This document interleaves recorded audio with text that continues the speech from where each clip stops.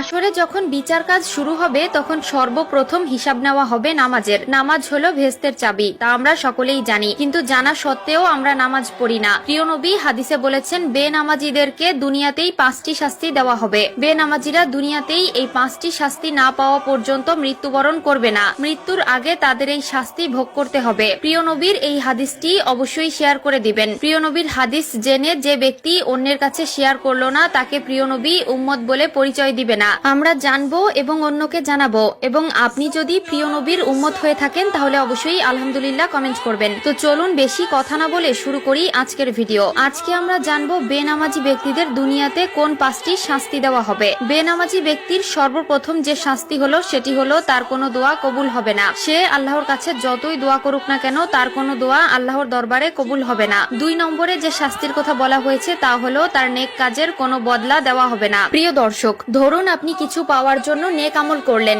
কিন্তু আফসোসের বিষয় আপনি যদি বেনামাজি হয়ে থাকেন আপনার নেক কাজের কোনো ফল আপনি পাবেন না। 3 নম্বরে যে শাস্তির কথা বলা হয়েছে তা হলো চেহারা থেকে নেককারদের নূর উঠে যাবে। প্রিয় দর্শক, জন্মগতভাবেই আল্লাহ তাআলা কালো, সুন্দর, অসুন্দর সকলের চেহারায় একটি মায়াবী নূর দিয়েছেন, কিন্তু নামাজ না পড়ার কারণে তাদের চেহারা থেকে সেই নূর উঠে যায় এবং দেখতে দেখতে একসময় চেহারার অবস্থা ভয়ঙ্কর হয়ে যায়। যার চেহারা থেকে আল্লাহর নূর উঠিয়ে নেয় তার প্রতি মানুষের কোনো মায়া মহব্বত থাকে না। 4 নম্বরে যে শাস্তির কথা বলা হয়েছে তা হলো তার জীবনের বরকত উঠে যাবে। আয় রোজগারে বরকত থাকবে না, ব্যবসা বাণিজ্যে কোনো সাফল্য পাবে না, সংসার জীবনে একটার পর একটা অশান্তি লেগেই থাকবে।